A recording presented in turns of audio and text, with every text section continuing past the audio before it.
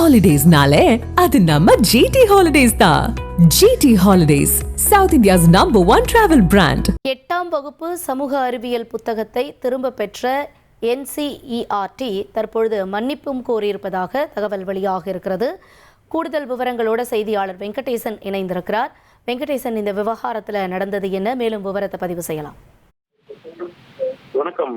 NCERT 8ஆம் வகுப்பு சமூக அறிவியல் பாடத்தில் நீதித்துறை மற்றும் நீதிமன்றங்களில் நிலுவையில் உள்ள வழக்குகள் குறித்து பாடம் என்பது வெளியாகி பெரும் சர்ச்சையை ஏற்படுத்தியது.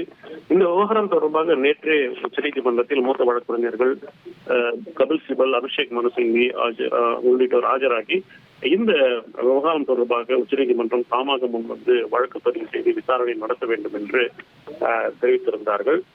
குறிப்பாக இந்த NCERT 8ஆம் வகுப்பு சமூக அறிவியல் பாடத்திட்டத்தில் உச்சநீதிமன்றத்தில் 86,000 வழக்குகளும், உயர் நீதிமன்றங்களில் சுமார் 62 லட்சம் வழக்குகளும், இதுபோல மாவட்ட நீதிமன்றங்களில் 4 கோடி வழக்குகளும் நிலுவையில் இருப்பதாகவும் தெரிவித்திருந்தது.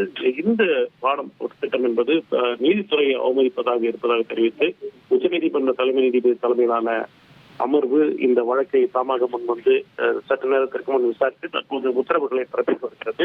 இந்த குறிப்பாக இது போன்ற பாடத்திட்டம் இடம்பெற்ற செய்தது குறித்து உச்சநீதிமன்றம் கடுமையான கருத்துக்களை தற்போது தெரிவித்து வந்த நிலையில் மத்திய அரசின் கூடுதல் சொலிசிட்டர் ஜெனரல் துஷார் மேத்தா ஆஜராகி இந்த விவகாரத்தில் குறிப்பாக NCERT இயக்குனர் நிபந்தனையற்ற மன்னிப்பு கேட்பதாகவும் இந்த பாடத்திட்டம் முற்றிலுமாக மாற்றி அமைக்கப்படும் என்ற ஒரு உறுதியை தெரிவித்தார்.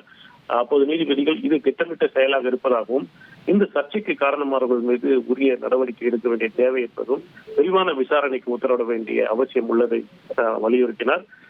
குறிப்பாக இந்த இது போன்ற பாடத்திட்டத்தை அனுமதித்தால் நீதித்துறை மீது மக்கள் வைத்துள்ள நம்பிக்கை என்பது சிதைந்துவிடும் என்ற ஒரு கருத்தையும் உச்சநீதிமன்ற தலைமை நீதிபதி தெரிவித்துள்ளார்.